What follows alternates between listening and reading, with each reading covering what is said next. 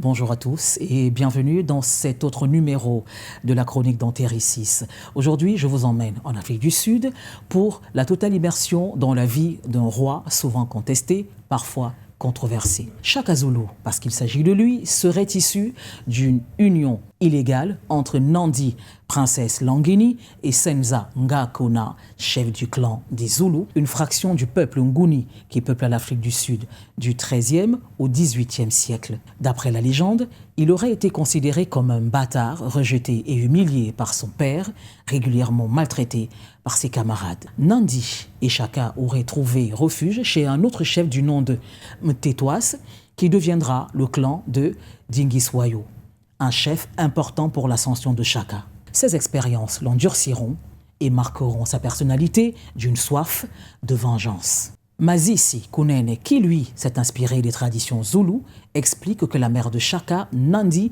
était une princesse autoritaire. Elle s'est fâchée avec son mari et avec ses coépouses, ce pourquoi elle a été répudiée. Cause de guerre entre les Abasema Langini, son peuple, et la tribu Zoulou, elle a dû fuir chez les Kwabé, dont elle aurait épousé l'un des princes. Ainsi, Masisi Kunene ne réfute pas la difficile enfance de Shaka, mais la nuance. Shaka ne s'entend pas avec les membres de la famille royale Kwabé, contre lesquels il devra d'ailleurs guerroyer plus tard. Il part chez les Batétois et devient membre de l'armée de Dingiswayo, le souverain des Batétois. En effet, il est incorporé au sortir de l'adolescence dans le régiment batétois des Izi Choué. Et il devient rapidement le guerrier le plus remarquable de l'armée de Dingiswayo. Doué d'une force physique et d'une endurance prodigieuse, il excelle au combat. Il est charismatique et se révèle être un fin stratège. Sa réputation s'étend.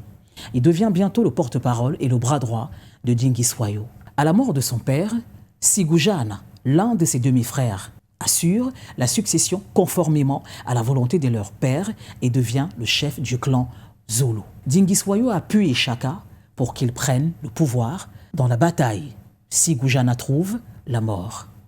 Shaka règne sur son peuple et commence à lui appliquer ses idées révolutionnaires pour créer une puissance armée. Il continue à combattre pour Dingiswayo qui a quelques démêlés avec un puissant voisin aux visées impérialistes, Zouide, chef de la tribu des Ndouandoué. En quelques années, celui-ci parvient à ses fins. Il réussit à faire prisonnier et à assassiner Dingiswayo grâce à l'appui de ses espions. À la suite de cet événement, les régiments batétois élisent Shaka au titre de chef souverain. Shukran, mesdames et messieurs, d'avoir regardé et écouté cette nouvelle édition de la chronique d'Antéricis. Eh bien, je vous donne rendez-vous très bientôt pour la suivante. Shalom.